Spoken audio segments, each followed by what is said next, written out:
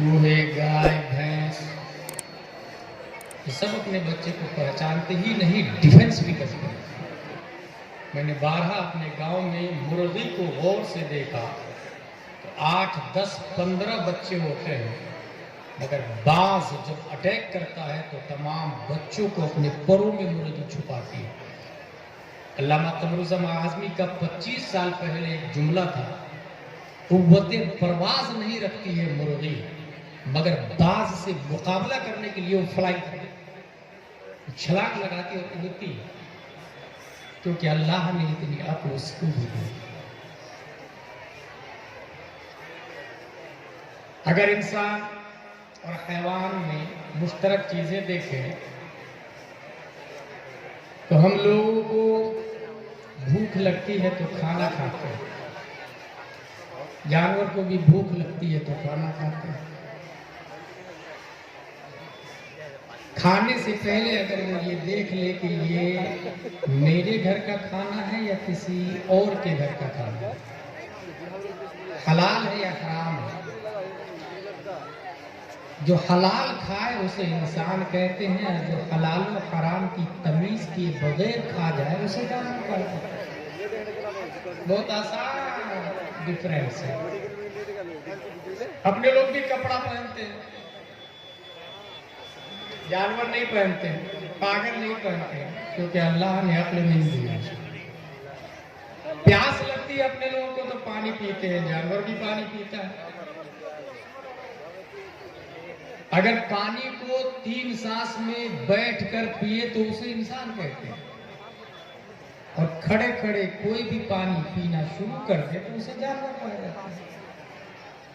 पेशाब अपने लोग भी करते हैं, जानवर भी करते हैं। अगर बैठ कर इस्तिंजा करे और पेशाब के बाद पानी ले उसे इंसान कहा जाता है, और जो खड़े खड़े कहीं भी शुरू हो जाए और पानी का भी एहतमाम न करे उसे जानवर कहते हैं। और ये हंसने वाली नहीं, सोचने वाली बात। यही हाल शहवत की तकमील का है। शहवत जानवर को भी है, इंसान को भी। शहवत की प्यास को बुझाने के लिए अगर निकाह का सहारा ले तो उसे इंसान कहते हैं, अब बगैर निकाह के कहीं भी शहवत की तकमील करे उसे जानवर कहा जाता है। कुरान ने कहा उलाइका कल अनआम बल हुम अज़ल। ये बात मैं बताने जा रहा हूं 1994 की, 1995 की और 2000 की। 3 तारीखों में अमेरिका में 3 बड़ी कॉन्फ्रेंस हुई, और जिन लोगों ने कॉन्फ्रेंस करवाई थी वो रेंट कारपोरेशन ऑफ अमेरिका था, और जो लोग इसको लीड कर रहे थे उसे थिंक टैंकर कहा जाता है।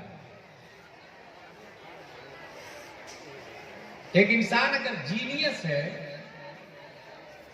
मार्केट में नहीं ठगाता है, क्योंकि बेवकूफ की तारीफ ये की गई है कि वो आम तौर से मार्केट में ठगा जाए, उसे बेवकूफ कहते हैं। एक इंसान अगर जीनियस है, अपने मोहल्ले में माइंडेड, 100 जीनियस को तराजू के एक पल्ले में रखे और दूसरे पल्ले में जिसकी अक्ल सब पे भारी हो, उन 100 जीनियस पर उसे थिंक टैंक कहा जाता है। उसको हम लोग अबकरी शख्सियत भी कहते हैं। तन्हा उसकी अक्ल 100 लोगों के बराबर होती है। ये थिंक टैंकर लोगों ने प्लान ये दिया कि पूरी दुनिया में जो लोग बिजनेस करना चाहते हैं उसको हम हेल्प करेंगे। इस कॉन्फ्रेंस का असल मकसद था our mission to manage your office with you the business that support you। आप कोई भी बिजनेस करना चाहते हैं हम उसको सपोर्ट करेंगे। कौन बोल रहा है? अमेरिका। तकरीबन 200 सफ़हात से ज्यादा किताब लिखी उसने इस 3 सेमिनार के बाद, और 200 सफ़हात की किताबों में बुनियादी तौर से जो पूरी दुनिया का सर्वे किया है तो मुसलमानों को 4 हिस्सों में डिवाइड किया। नंबर 1 मुसलमान पहली किस्म फंडामेंटलिस्ट है, नंबर 2 ट्रेडिशनलिस्ट है, नंबर 3 मॉडर्निस्ट है, नंबर 4 सेकुलरिस्ट है। पूरी दुनिया के मुसलमान की 4 किस्में हैं। पहली किस्म है फंडालिस्ट की, फंडामेंटलिस्ट, जिसको कहते हैं बुनियाद परस्त। दूसरी किस्म है ट्रेडिशनलिस्ट, जिसको कहते हैं काल अल्लाह व काल रसूल करते रहते हैं जो लोग मदरसा और मस्जिद में। उसने कहा है कि ये फंडामेंटलिस्ट और ये जो ट्रेडिशनलिस्ट है, बोथ आर आवर एनिमी, ये दोनों हमारे मिशन के दुश्मन हैं। इन दोनों से बच के रहना, इन दोनों को डैमेज भी करना है और इन दोनों से दुनिया को बचाना भी है। फंडामेंटलिस्ट बुनियाद परस्त, मसलन बगैर टोपी के हम खाना नहीं खाएंगे। Any how condition, any how palaces, any how country, चाहे हम सफर में रहे या हजर में रहे, जिस पोजीशन में रहे, टोपी पहन के खाएंगे। जो सुन्नत है उसके तरीके से खाएंगे, उसके बगैर नहीं खाएंगे, चाहे जान क्यों नहीं चली जाए। इसको कहते हैं फंडामेंटलिस्ट, बुनियाद परस्त। जब मुअज्जिन ने कहा हय्या अलल फलाह, तो अगर वो सुई चुभो चुका है कपड़े में और आधी सुई कपड़े के उस तरफ है और आधी सुई इधर है, और मुअज्जिन ने कह दिया हय्या अलल फलाह, तो उसी पोजीशन में सुई छोड़कर मस्जिद की तरफ दौड़ पड़ता है। इसको कहते हैं बुनियाद परस्त, फंडामेंटलिस्ट।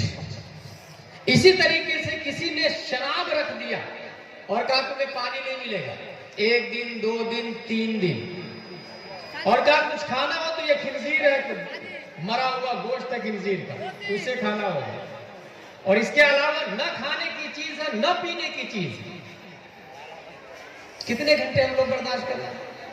फंडामेंटलिस्ट का एग्जाम्पल दे रहा हूं। 1 दिन, 1 night, 2 days 2 night, 3 days 3 night, और फिर अगर 3 दिन 3 रात के बाद भी आपने न वो शराब पिया न खिंजीर खाया, तो फिर आपकी पोजीशन क्या होगी? हिरक़ल बादशाह ने अब्दुल्ला बिन हुज़ाफा को इसी पोजीशन में रखा, और 3 दिन के बाद जब दरवाजा खोला तो देखा चेहरे पे तरोताजगी पहले से ज्यादा है। हशासगी, बशासगी, शादाबी, रानाई, रौनक, रंगत, नूरानी, ताबानी पहले से कहीं ज्यादा।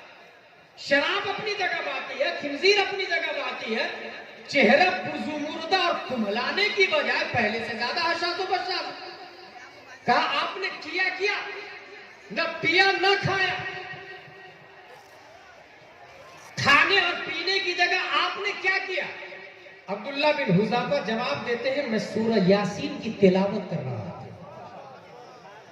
लिहाजा सूरह यासीन मेरे लिए खाने का भी काम कर रही थी और पीने का भी काम कर रही थी। एनर्जी ऑफ ड्रिंकिंग भी, एनर्जी ऑफ ईटिंग भी, both material in one thing named सूरह यासीन। सूरह यासीन खाना और पानी दोनों का काम कर रही है। यह है बुनियाद पर एनी हाउ कंडीशन। ट्रेडिशनलिस्ट आधी रोटी खाए। आज ही दारुल उलूम नूरिया में दिन में 8 बच्चों का खाना घट गया था। बावर्ची को बुलाया गया, खाना बनाइए, बनाया कि नहीं बनाया अल्लाह वाला, लेकिन वो पढ़ना नहीं छोड़े, वो फज्र की नमाज नहीं छोड़ेंगे, वो ज़ोहर और असर और मगरिब इशा नहीं छोड़ेंगे, वो नहमीर शरीफ यकाया हिदाया नहीं छोड़ेंगे, वो सूरह फातिहा सयक़ूल तिलका रसूल पढ़ते रहेंगे, वो सूरह यासीन सूरह मुज़म्मिल पढ़ेंगे भी और समझेंगे भी, वो नहमीर हुरूफ मुशब्बह बिल फ़ेल, हुरूफ नाक़िसा, हुरूफ जारा, अफ़आल नाक़िसा पढ़ेंगे और समझेंगे। क्यों? ताकि कुरान शरीफ आपको बताया जा सके, आपको समझाया जा सके। बुखारी में क्या लिखा है ये आपको बताया जा सके, आपको समझाया जा सके। इसी को कहते हैं ट्रेडिशनलिस्ट। पोजीशन जो भी हो, क़ाल अल्लाह व क़ाल रसूल को नहीं छोड़े। दूसरी किस्म हो गई, अमेरिका ने किया, ये 4 किस्म याद रखिएगा, फंडामेंटलिस्ट, ट्रेडिशनलिस्ट। तीसरी किस्म मॉडर्निस्ट, जिद्दत पसंद आदमी। रास्ते में जा रहे हैं, मोबाइल आ गया, मोबाइल اینڈرائڈ چل رہا آج کل. اینڈرائڈ میں ہر شخص گانا رکھتا ہے. برا تھوڑی ہے یار. موبائل میں ہمیشہ تھوڑی دیکھتے رہتے ہیں, کبھی کبھار جدت پسند.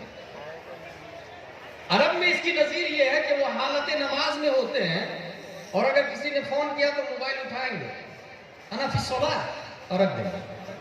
جدت پسند. ہاف ٹی شرٹ پہنے ہوئے ہیں, نماز کا ٹائم آ گیا, پڑھ لیتے ہیں. جدت پسند. دارالعلوم کے اندر صرف کرتا پاجامہ ٹوپی امامہ ہی کیوں ضروری ہے؟ وہ ایک دور تھا جب پینشن کا زمانہ نہیں تھا. اب تو ترقی کر رہی ہے نا دنیا, لہذا کوٹ پینٹ ٹائی ہونا چاہیے. اور عالم کے کورس کے ساتھ ساتھ ڈاکٹر کا بھی کورس ہونا چاہیے. جدت پسند. محمد احمد مصباحی اشرفیہ کے پرنسپل نے ایک بات کہی تھی کہ جو لوگ مدرسے سے ڈاکٹر کی امید رکھتے ہیں وہ اسکول والے سے مفتی کی امید کیوں نہیں رکھتے ہیں؟ وہ کالج والے سے حافظ کی امید کیوں نہیں کرتے ہیں؟ وہ آکسفورڈ, کیمبرج, سینٹ پائس, سینٹ جوزف والوں سے مجدد کی امید کیوں نہیں رکھتے ہیں؟ یہ سب مدرسے ہی کیوں پیدا کر رہے ہیں, یہ کیوں نہیں پیدا کر رہے ہیں؟ ایک ایگزامپل دیتے جا رہا ہوں. ہر ایک ٹاپک پہ گھنٹوں کی تقریر ہے. اگر بتائیں آپ کو سی پی یو جلسہ سینٹرل پروسیسنگ یونٹ کا کام کرتا ہے, ذہن کو کلک کرتا ہے, ڈاٹ کو ٹچ کرتا ہے. جدت پسند ماڈرنسٹ. کیا ضروری ہے کہ ہم مسلم سے شادی کریں؟ ایسے بھی آر ایس ایس کا پلوان چل رہا ہے تو مسلم سے تم کرو. جانتے ہیں اس کا کوڈ کیا ہے؟ چاچی کو لے کر کے آؤ, 3 لاکھ روپے میں دوں گا, 3 سال کی سیکورٹی بھی دی جائے گی. میں ہوں نا, تو آپ بھی یہ پلان کر لیں کہ آپ بھی کافروں کو لے کر کے. جدت پسند. لیکن فنڈامنٹلسٹ اور ٹریڈیشنلسٹ یہ بولے گا لا تتبعوا المشرکات حتی یؤمنن. دارالعلوم نوری کا مفتی اور مدرس یہ بولے گا نہیں, اگر تم نے کافروں سے نکاح کیا تو تمہاری اولاد حرامی حرامی حرامی ہوگی, اور وہ حرامی اولادیں سماج میں تباہی اور بربادی لائے. جدت پسند ماڈرنسٹ یہ بول رہا ہے کہ چلے گا, اٹ از کامن. لیکن ٹریڈیشنلسٹ اور فنڈامنٹلسٹ بول رہا ہے کہ اس سے سماج میں حرامی ہوگا. اور حرامی کا سائیڈ ایفیکٹ کیا ہوگا پتا ہے آپ کو؟ اگر بچہ حرامی ہے تو وہی بی پی میں آتا ہے. پتا ہے آپ کو سب سے زیادہ حرامی دنیا میں کہاں پائے جاتے ہیں؟ یہودی کے. سب سے زیادہ ولد الزنا یہودی کے, اس کے بعد امریکہ کے, کیونکہ نکاح وہاں ختم ہو چکا ہے. What is the definition of نکاح؟ خامخواہ بندر میں بگنا یار. I love you, you love me. This is marriage. یہ شادی ہو گئی نا, جب تک رہنا ہے ہم دونوں ساتھ میں رہتے ہیں. بچے چاہیے, we need a baby. اب بچہ چاہیے, بچے بھی ہو جاتا ہے. اور اگر ضرورت پڑی کہ بن نہیں رہی ہے ہماری, آپ کی بوائے فرینڈ چاہتا ہے, گرل فرینڈ چاہتا ہے, you can change it. Hare Sunday club میں بوائے فرینڈ نئی نئی ملتے ہیں. اور یہ حرامی لوگ بی پی کو عام کیا ہے دنیا میں. جتنی گندی فلمیں دنیا میں آئی ہے سب کا موجود وہی ہے. اور کمال کی بات یہ ہے کہ لوگ فالو کر رہے ہیں, لوگ دیکھ رہے ہیں. یہ حرامی کا سائیڈ ایفیکٹ, کیونکہ اس کی ماں نہیں ہے. جو عورت گندی فلم میں آتی ہے اس کی ماں کا ٹھکانا نہیں, باپ کا ٹھکانا نہیں, تو حیا کیسی, شرم کیسی؟ اب اگر آپ کے اتر دیناجپور میں حرامی اولاد ہونے لگے گی, نکاح ختم ہو جائے گا, کافر و مشرک سے نکاح ہونے لگے گا, یا مومنہ کافر کے پاس جانے لگے گی, بچے حرام ہیں. پھر ہم بھی یہودی کے پٹے. ماڈرنسٹ, ماڈرن یہی بولے گا, ماڈرنسٹ یہی بولے گا, مگر دارالعلوم نوریہ والے یہ نہیں بولیں گے. وہ کہے گا جان چلی جائے تو چلی جائے, سنت مصطفیٰ نہیں جانی چاہیے, فرائض اسلام نہیں جانا چاہیے. بلکہ تاریخ میں یہ بھی آیا ہے کہ باپ نے بیٹے سے کہا تمہیں لوکی پسند نہیں؟ اس نے کہا نہیں مجھے پسند نہیں. باپ نے کہا یہ نبی کی سنت ہے, کہا اگرچہ نبی کی سنت ہو مجھے پسند نہیں. کہا میرے گھر سے باہر. جس کو نبی کی سنت نہیں وہ میرے گھر میں رہے گا. لوکی نہ کھانے پر باپ نے بیٹے کو بھگا دیا, اور وہ باپ 100 شہید کے برابر ثواب کا مستحق ہے. وہ ایک بیٹے کو بھگایا، دنیا اسے وارث سمجھتی ہے، مگر اس نے بھگا کے اللہ کو اپنا حافظ اور ناصر بنا لیا، اللہ کو اپنا مددگار بنا لیا۔ ماڈرنسٹ کا تقاضا آپ دیکھیں گے، تین قسم بتا دی میں، فنڈامنٹلسٹ بنیاد پرست، ٹریڈیشنلسٹ قال اللہ و قال رسول روایت پسند، ماڈرنسٹ جدت پسند، سیکولرسٹ یہ اور ڈینجر اور خطرناک۔ اگر راستے میں مزار شریف آ جائے خواجہ غنی نواز کا السلام علیکم بابا، اور اگر مندر آ جائے رام رام، اس کو کہتے ہیں سیکولرسٹ۔ اور یہی وہ چاہ رہے ہیں، یہی آر ایس ایس چاہ رہے ہیں، یہی بجرنگ دل چاہ رہے ہیں، یہی کفار ہند چاہ رہے ہیں۔ اور اس کو کچھ لوگ یونٹی کا اس کو کچھ لوگ یونائٹیڈ نام دیتے ہیں۔ ہم دونوں ایک ایک ہیں۔ قرآن بولتا حتی یمیز اللہ الخبیث من الطیب، اور آپ بول رہے ہیں ہم دونوں ایک ایک ہیں۔ ضرورت پڑے تو قاضی شریعت سے تقریر بھی کروا لو، اور ضرورت پڑے تو مودی کو بھی بلا لو stage per. What is the definition of ممبر رسول اللہ؟ حتی یمیز اللہ الخبیث من الطیب۔ سیکولرسٹ کا یہی تقاضا ہے کہ تم، ہم مسجد میں آ جاتے ہیں نا نماز پڑھنے کے لیے، جب مندر آتے تم بھی رام رام کر لو، پوجا کر لو، یہی وہ چاہتے ہیں۔ اور اسلام یہ کہتا ہے کہ لا الہ الا اللہ وحدہ لا شریک لہ، Allah is the one, none is equal to him, he is alone. Allah has no father, no mother, no sons, no daughter.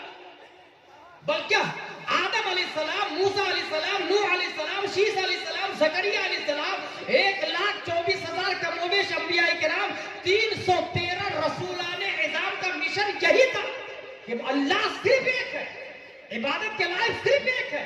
یہ سورج، یہ چاند، یہ ستارے، یہ کہکشاں، یہ دجال، یہ اشجار، یہ ابحار، یہ اقمار، کائنات کی کوئی شے عبادت کے قابل نہیں، یہ سب مخلوق ہے۔ عبادت کے قابل صرف خالق ہے، اللہ ہے، وہ ایک ہے۔ اور یہی نظام مصطفیٰ نے دیا، اور جس نے نہیں مانا وہ ابو جہل ہے، وہ عتبہ ہے، وہ شیبہ ہے، وہ کفار مکہ ہے، وہ کفار مدینہ ہے، وہ مشرکین ہے، وہ یہود و نصارہ ہے۔ اور جس نے مانا، سب سے پہلے مانا، دنیا ابو بکر صدیق کہتی ہے، اس کے بعد مانا عمر فاروق کہتی ہے، عثمان کہتی ہے، علی کہتی ہے۔ آج بھی وہی راستہ ہے، وہی ڈیفینیشن ہے، وہی تعریف ہے۔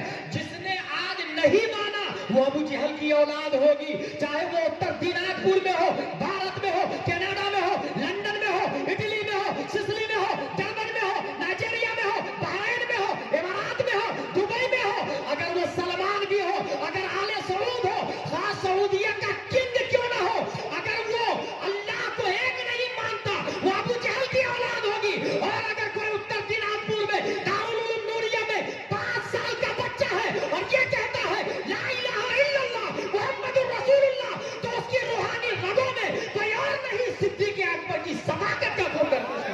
نعرہ تکبیر، نعرہ رسالت، مسلک اعلی حضرت، علماء اہل سنت۔ External message conveyed to Adam. No, she is Zakaria, Saleh, Lut. In its final form revealed the last messenger Muhammad Mustafa sallallahu ta'ala alayhi wa sallam. یہ 4 کس نے کیے؟ اچھا بیٹھے ہوئے اپنے لوگ اتر دیناج میں، اور کس میں وہ کر رہا ہے؟ اب سوچے کتنا ہائی پلان، کتنا ہائی دماغ میرے بھائی۔ اب اس 4 قسموں میں اس نے جو کہا کہ فنڈامنٹلسٹ اور ٹریڈیشنلسٹ، بنیاد پرست اور روایت پسند، نمبر 1 ان دونوں کو الگ کیا جائے۔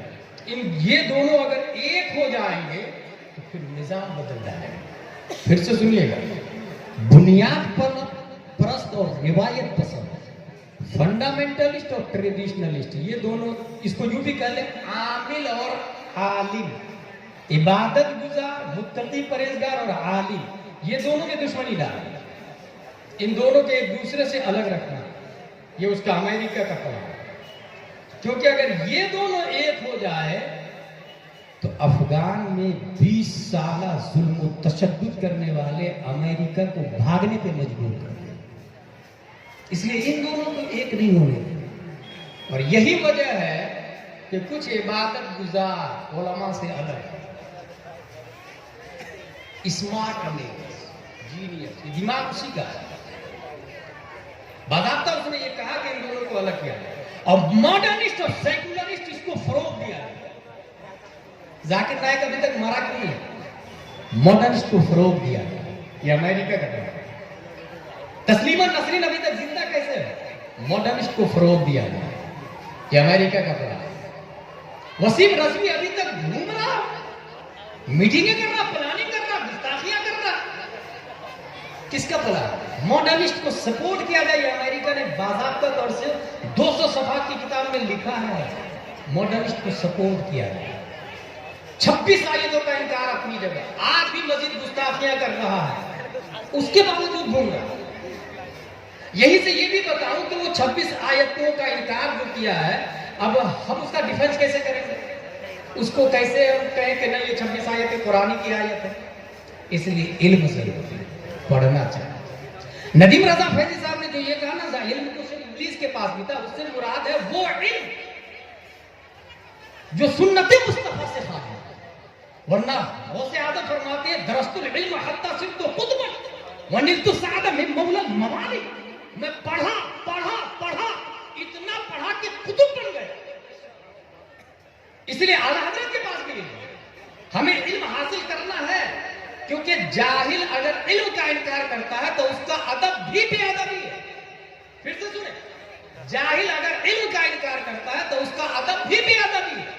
کیونکہ العلم نور والنور لا یعطى لعاصی. علم ایک روشنی ہے، یہ خود ادب بتاتا، یہ راستہ بھی بتاتا. یہ گڈھا ادھر نہیں جانا ہے، یہ کانٹا ادھر پاؤں نہیں رکھنا ہے، یہ نشیب ہے، یہ فراز ہے، یہ قابل ادب ہے، یہ قابل توحید ہے. یہ سب علم ہی بتائے گا. ہاں یہ ہے کہ صالح سے جڑا ہوا رہنا چاہیے، با ادب سے جڑا ہوا رہنا چاہیے. تو میں نے یہ کہا 4 قسم کے فنڈامنٹلسٹ، ٹریڈیشنلسٹ، ماڈرنسٹ، سیکولرسٹ. اب آئے ہم اس کا ڈیفینس کیسے کریں، اس کو پہچانیں گے کیسے؟ تو سیدھے علم کے گھر میں جانا ہے. علم کے گھر کو دارالعلوم کہا جاتا ہے. علم کے گھر کو دارالعلوم کہتے ہیں. اب دارالعلوم میں آپ جائیں گے تو آپ کو سمجھ میں آئے گا کہ what is the difference between wrong and right. حقیقت کیا ہے اور ناحق کیا ہے. لیکن مطلق دارالعلوم نہیں. دارالعلوم کا مطلب ہوتا ہے علم کا گھر. اور دارالعلوم میں علی گڑھ بھی داخل ہے، دارالعلوم میں جے این یو بھی داخل ہے، دارالعلوم میں وشو ودیالیہ بھی داخل ہے، دارالعلوم میں جے این یو بھی داخل ہے، دارالعلوم میں آکسفورڈ بھی داخل ہے، دارالعلوم میں دیوبند بھی داخل ہے، دارالعلوم میں سہارنپور بھی داخل ہے، دارالعلوم میں دلی اور بھوپال بھی داخل ہے. اس لیے مطلقاً دارالعلوم میں نہیں جانا ہے. اگر مطلقاً دارالعلوم میں جائیں گے تو آپ توصیف الرحمان بن جائیں گے، آپ طارق جمیل بن جائیں گے. مطلقاً دارالعلوم میں جائیں گے تو آپ ذاکر نائک بن جائیں گے. اس لیے مطلقاً دارالعلوم میں نہیں، دارالعلوم نوریہ میں جانا ہے تاکہ مفتی اعظم ہند بن کے باہر نکلے، مجاہد ملت بن کے باہر نکلے. ڈاکٹر بنے تو ڈاکٹر اشرف میاں اور امیر میاں بن کے باہر نکلے. اس لیے مطلقاً دارالعلوم میں نہیں، دارالعلوم نوریہ میں جانا ہے. کیسے جانا ہے؟ اعلیٰ حضرت سے سنیں. میرے کریم سے گر قطرہ کسی نے مانگا، دریا بہا دیے نے در بھی بہا دیے. در بے بہا، قطرہ دریا، در بے بہا. What is the connectivity between 4 sentences? قطرہ دریا در بے بہا. وہ دنیا کی یونیورسٹیز ہے جہاں پر آپ قطرہ مانگے قطرہ دیا جائے. دروازے پہ دستک کی بھکاری نے بھائی صاحب 10 روپیہ دے دیجیے، آپ نے 10 روپیہ دے دیا. مگر بارگاہ مصطفیٰ قطرہ مانگا، آپ نے قطرہ مانگا تو دریا بہا دیے ہیں. اور در تو قطرہ کے جواب میں دریا تو سمجھ میں آ رہا ہے، لیکن در کہتے ہیں موتی کو. در کہتے ہیں موتی کو. اس کا کیا معنی اس میں خلیفہ مفتی اعظم ہند مفتی مجیب اشرف علیہ رحمہ رضوان نے ایک مرتبہ ارشاد فرمایا کہ ایک بادل ہے جس کا نام ہے ابر نیسا.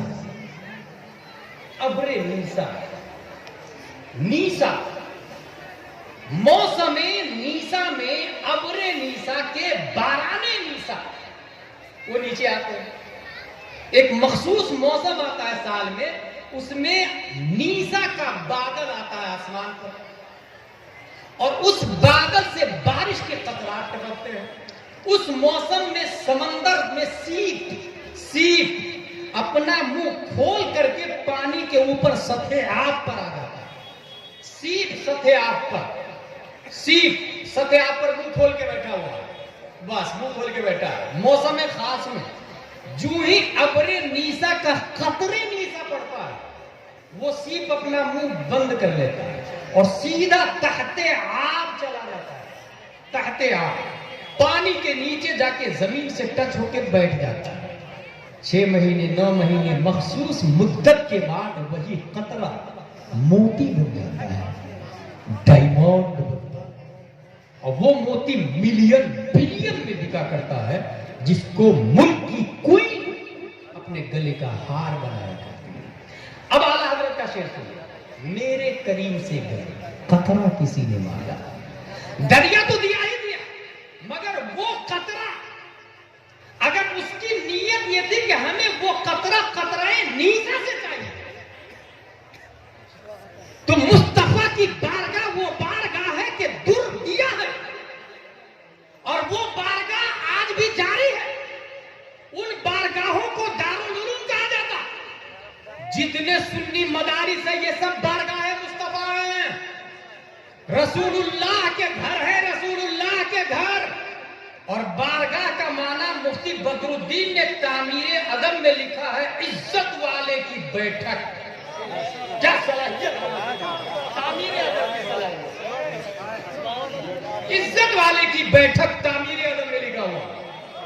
اور مدرسہ رسول اللہ کا گھر ہے، بارگاہ مصطفیٰ مدرسہ ہے. اس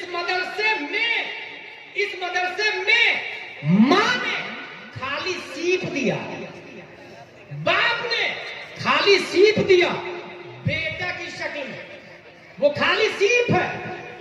اب مدرسے والوں سے کہا جاتا ہے مولانا صاحب، مفتی صاحب، حافظ صاحب، قاری صاحب، یہ خالی سیپ دے رہا ہوں آپ کو، ہمیں در بے بہا چاہیے. یہ خالی سیپ دے رہا ہوں، ہمیں در بے بہا چاہیے. ماں نے خالی سیپ دیا منہ کھول کر کے، وہ بچہ ڈھکن کھلا ہوا، منہ کھلا ہوا، سینہ اوپن، بارگاہ مصطفیٰ دارالعلوم نوریہ میں آتا، حنفیہ غوثیہ رضویہ میں آتا، سنی مدارس میں آتا. اب مولانا صاحب ہے، سب سے پہلے شروع کرتے بسم اللہ الرحمن الرحیم.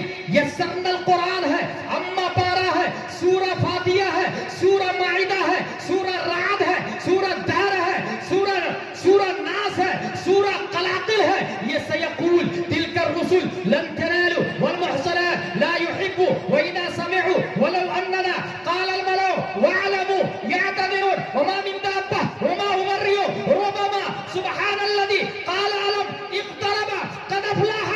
ماں نے خالی سیپ دیا تھا، مولانا صاحب نے اس سیپ میں موتی بھرا جسے قرآن شریف کہا جاتا ہے، جسے درس نظامی کہا جاتا ہے.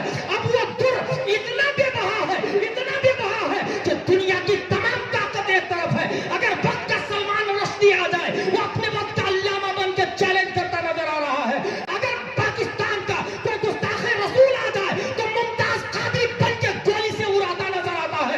اگر کوئی نائب مصطفیٰ بن کے آ جائے تو کتنا ہی بڑا نبی کا شاطر ہو، عبد القیوم بن کے جس کے سامنے میں سے گولی سے بھونتا ہوا نظر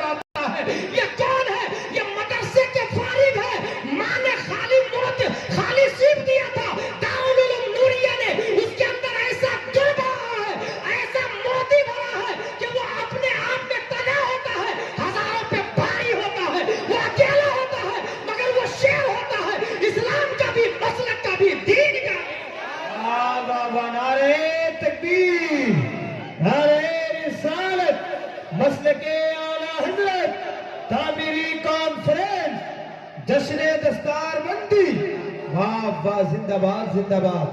जवाब नहीं हजरत। हम लोग नहीं समझते इसको, जस्ट फॉर किक्स में लेते हैं। मगर हकीकत यही है मेरे भाई, क्योंकि मेरी इस मौजू पे बाज़ाब्ता कई तकरीरें हो चुकी है। What is the difference between both life? Convent saint Pius saint Joseph में शौक से पढ़ा रहे हैं लोग, मगर मैं सिर्फ इतना कहूंगा कि जिस कॉन्वेंट में पढ़ने वाला एसपी और कलेक्टर बना है, ईमानदारी से बताए, जिस नर्सरी की किताब को पढ़ के वो कलेक्टर बना है, वो किताब कहाँ है? बताए आप लोगों को कहाँ है? पता है आपको?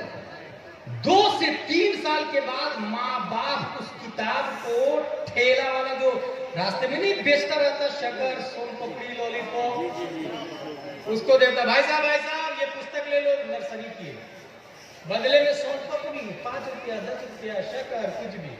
वो ठेला वाला क्या करता है? उस बुक्स को होटल के होटल वाला क्या करता है? मखसूस साइज में कटिंग करता है, और कीजिए, और फिर कटिंग करने के बाद उस पर समोसा कचौरी पकौड़ी डाल के बेच रहा था। यह हकीकत। हमने समोसा खाया और कागज को क्या किया? डस्टबिन, नाली, नगर निगम की गाड़ी आई और वो डस्टबिन का कचरा उठा के ले गई और कचरा गाह में डंप कर दिया। कलेक्टर, उसी शहर में कलेक्टर, 2 लाख रुपया तनख्वाह उसकी, ऑडी में घूम रहा, फॉर्च्यूनर में घूम रहा, एयर इंडिया में हमेशा उसकी टिकट फ्री होती, क्योंकि कलेक्टर है। 2 लाख तो अपर टेबल, अंडर टेबल तो बोरी भर के जाता है मेरे भाई। मगर जिसने कलेक्टर बनाया, जिस कागज ने कलेक्टर बनाया, वो नानी है। आप जाके एफआईआर करें कि तुम्हारे खिलाफ कागज की मानहानि का दावा है। तुमको जिसने कलेक्टर बनाया वो कचरे में, नजासत में, गोबर में पड़ा हुआ है। तुम 2 लाख रुपया ले रहे हो, उस कागज को उठा तो ऊंची जगह रखो। वो कहेगा get out from this place, it is not acceptable offence. ये क्राइम है ही नहीं, ये जुर्म है ही नहीं। कागज बना है दरख्त से, दरख्त को काटने के बाद, सुखाने के बाद मशीन में डाल के पाउडर बनाया गया, केमिकल डाला गया और फिर उससे कागज किया गया, और फिर उसी कागज पे ABCD लिखा गया, नर्सरी की किताबें लिखी गई, नर्सरी की बातें लिखी गई। वो नाली में सेम दरख्त, सेम मशीन, सेम कागज, सेम कलर, सेम दुकान, सेम बेचवाल, सेम खरीदार, मगर उस कागज पर नर्सरी की बातें नहीं लिखी, CBSE पैटर्न में नहीं लिखा हुआ। उस कागज पर दारुल उलूम नूरिया वालों ने अपनी तरफ से छपवाया, ये लिखवा करके कुल अऊज़ु बिरब्बिल फलक मिन शर्रि मा खलक व मिन शर्रि हासिदिन इज़ा वक़ब व मिन शर्रि नफ़्फ़ाथाति फ़िल उक़द व मिन शर्रि हासिदिन इज़ा हसद। अब कलेक्टर की बात नहीं कर रहा मैं, TIT की बात नहीं कर रहा मैं, 4 स्टार की बात नहीं कर रहा मैं, 5 स्टार की बात नहीं कर रहा मैं मौलवी की बात भी नहीं कर रहा। आलिम खामोश है, हाफिज खामोश है, कारी खामोश है, मुफ्ती खामोश है, मुजद्दिद खामोश है, गौस अब्दाल मातिन खामोश है। रब फतवा देता है, रब फतवा देता है, ला यमस्सुहु इल्लल मुत्तहरून। बगैर वजू के इस कागज को छूना भी मत, बगैर वजू के इस कागज को छूना भी मत। आखिर है कागज, तेरी हुर्मत इतनी बढ़ कैसे गई? उस CBSE पेटेंट वाले कागज ने पूछा कि बने थे तो सेम कागज से, सेम तरफ से, सेम कलर है, क्वालिटी सेम है, टाइम सेम है, मगर तेरा आलम यह है कि रब फतवा देता है बगैर वजू के।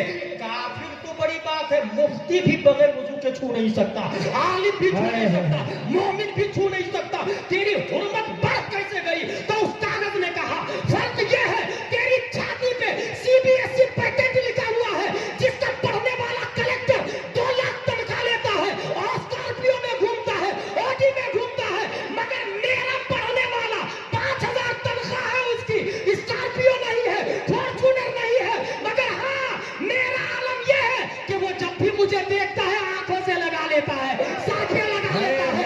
इसलिए रब मेरे बारे में फतवा देता है बगैर वजू के छूना भी मत। तेरी छाती पे CBSE है, मेरी छाती पे कुरान लिखा हुआ है। नारे तकबीर, नारे रिसालत, मसलके आला हजरत, उलमाए अहले सुन्नत, अज़मते कुरान।